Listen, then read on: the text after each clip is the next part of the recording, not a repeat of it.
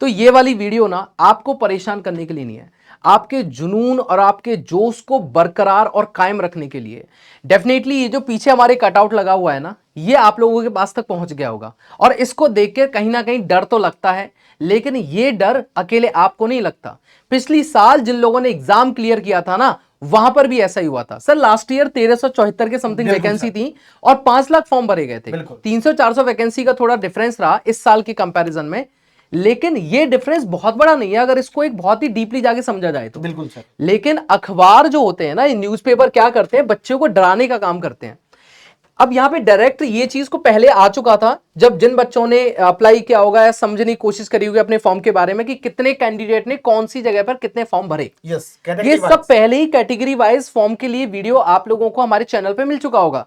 लेकिन इसको क्योंकि ये चटकारे मसालेदार न्यूज जो होती हैं, ये क्या करती हैं, आपके डोपामाइन को रिलीज नहीं होने देती ढंग से और यहां पे डर पैदा कर देती है कि यार 500 दावेदार होंगे एक सीट के ऊपर। करेक्ट, बात तो सही है, लेकिन इसको इतना पैनिक बनाने की जरूरत नहीं थी।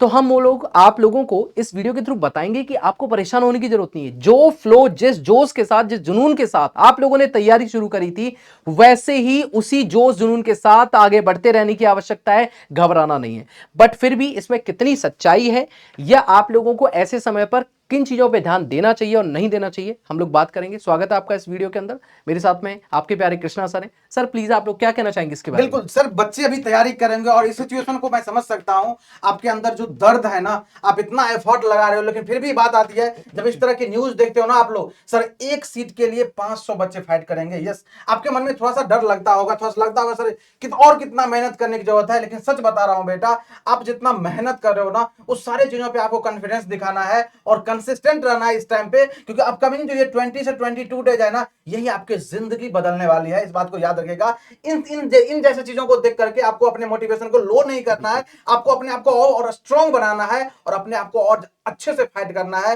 डेफिनेटली सिलेक्शन के लास्ट मुकाम पे अपने को लेके जाना है। बिल्कुल। और सर यहाँ पे हमने ना इस डेटा को तैयार किया था, यहाँ पे जो ओवरऑल जो चीजें कही जा रही है ना, उनके ऊपर थोड़ी सी बात कर लेते हैं। देखो, इसके रिगार्डिंग तो एक न्यूज आप लोगों को या एक रिगार्डिंग वीडियो आप लोगों को मिल गया था हमारे चैनल के ऊपर कि यहाँ पे किस कैटेगरी में कितने फॉर्म भरे गए हैं। ये वीडियो आप लोगों को सिमरन मैम ने बनाया था, बहुत अच्छे से बताया था। अब हम लोग थोड़ी सी सर इसके ऊपर बात कर लेते हैं कि टोटल एक्चुअली में पोस्ट इस बार कितनी है।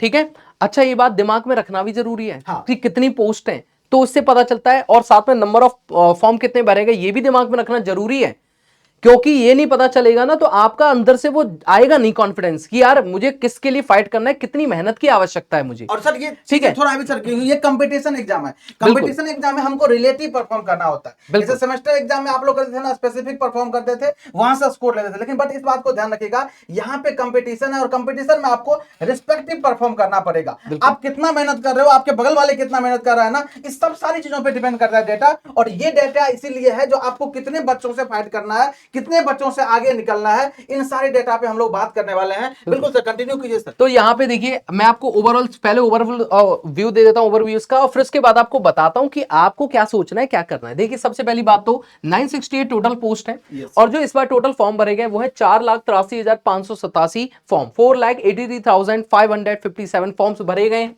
जिनमें टोटल डिपार्टमेंट वाइज जो मेन डिपार्टमेंट की जो न्यूज हमारे पास में है, या जितनी मैं आप लोगों को बता दूं, बाकी तो डिटेल्स पहले भी दी जा चुकी है आपको। बीआरओ के अंदर सिविल में 438 सीट है, सीपी सबसे ज्यादा होती है हर बार, सबसे ज्यादा इसी में होती है बीआरओ के अंदर। सीपीडब्ल्यूडी में 217 और मैकेनिकल इलेक्ट्रिकल दोनों में मिला के 121 है। और उसके बाद सीडब्ल्यूसी में 120 और रेस्ट बाकी के डिपार्टमेंट में जो सीट बचेंगी 968 में से वो बाकी हैं। अब यहाँ पे जैसा आप लोगों को न्यूज की कटिंग में खतरनाक तरीके से दिखा दिया गया कि 4,83,587 को अगर आप 968 से डिवाइड कर दो 499.54, तो सच तो बात है कि, और ये सारी बातें लिखी हुई है इसमें। इतना डराया गया है बच्चे को कि कितने फॉर्म भरे गए हैं, इसको जब डिवाइड करोगे तो ये वैल्यू आती है निकल के औसतन लगभग 500 वैल्यू के बारे में बात की जा रही है। बट यार आपको पता है बैंक एग्जाम्स होते हैं, आपको पता है सीजीएल एग्जाम्स होते हैं, इतने सारे एग्जाम्स होते हैं, तो जब हम लोग उनकी तैयारी कर रहे होते हैं, वहां पे आप आंकड़े देखोगे ना तो आपको डर से आपका सर फट जाएगा। पर हमें जो समझना है ना, वो पता है क्या है। अब सुनिएगा इस बात को ध्यान से। अरे भाई, ये फॉर्म के आपको पता नहीं थे कि इतने फॉर्म भरने वाले हैं, इससे ज्यादा भी हो सकते थे।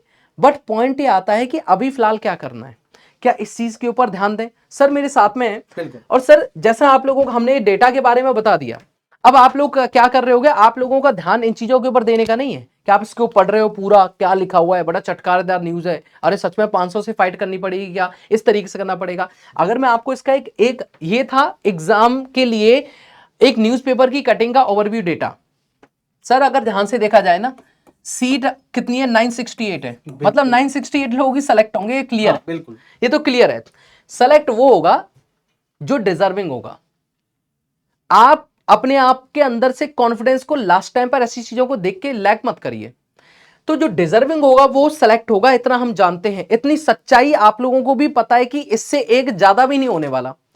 लेकिन यार आपको इतना समझना चाहिए कि 80% स्टूडेंट, या मैं कहूंगा 60% जो स्टूडेंट होता है, 60% स्टूडेंट वो सो के ही इतनी देर बाद जागता है कि उसको लगता है कि अब मैं ये फॉर्म भर देता हूं सर, अब मुझे कैसे तैयारी करनी चाहिए। मैं आपको बता रहा हूं इस 60% का जो कंपटीशन है ना, ये बाद में सो के जागने वाला है। असली जो कंपटीशन होता है वो 40 से भी नहीं होता। 20% लोग वो होते हैं जो गेट ईएससी वाले भी इसमें फॉर्म भर देते हैं। क्यों सर? बिल्कुल। और ये बच्चे ना क्या करते हैं, लेते नहीं, क्योंकि डिपार्टमेंट को गेट और ईएससी का मिल जाता है, इस पे ज्यादा फोकस्ड होते हैं, इस वाले डिपार्टमेंट की तरफ ज्यादा उतने ज्यादा रिस्पॉन्सिबिलिटी नहीं लेते कि यार मुझको इसके ऊपर बहुत ज्यादा फोकस्ड होकर काम करना है। असली जो कॉम्पिटिशन है ना वो 20% लोगों के साथ में है। 20% का मतलब कितना हुआ सर? इसका लगभग 1 लाख हो गया। हाँ बिल्कुल। ठीक है, लगभग 1 लाख बच्चों के साथ आपका असली कंपटीशन है। और उस 1 लाख बच्चों का कंपटीशन नहीं होगा तो बेटा तुम कहो कि 200 ही 400 ही बच्चों का कंपटीशन हो तो फिर तो कोई फायदा ही नहीं है, ठीक है, करने का।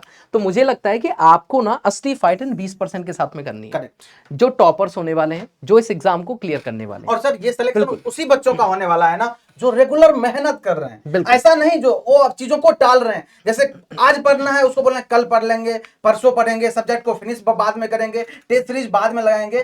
पहली बात क्लियरली सुन लीजिएगा आप लोग, ऐसे बच्चों का सिलेक्शन नहीं होने वाला, क्योंकि आपको 499 स्टूडेंट जिससे आपको फाइट करना है ना, 500 में एक बच्चा का सिलेक्शन होगा। तो आपको 499 स्टूडेंट को पीछे छोड़ना पड़ेगा, और पीछे छोड़ना पड़ेगा इन द सेंस हर जगह से पीछे छोड़ना पड़ेगा, हर पैरामीटर पे। हाँ, चाहे आप वो पढ़ने का चीजें हो, चाहे वो उसका माइंडसेट हो, चाहे उसका मोटिवेशन लेवल हो, चाहे वो कितना मेहनत कर रहा है, वो दिन ब दिन कितना चीजों को अपने आप को इंप्रूव कर रहा है ना, इन सारे पैरामीटर पे आपको पीछे छोड़ना पड़ेगा। तब जाके आप उस मुकाम पे पहुंचोगे ना जिस मुकाम पे एसएससी जेई चाहता है। इस बच्चों का मैं सिलेक्शन करूंगा। सर अभी फिलहाल में सिर्फ 20 दिन बचे हुए हैं, हाँ, 20 से 21 दिन बचे हुए हैं, और आपका एग्जाम एकदम सर पे रखा हुआ है।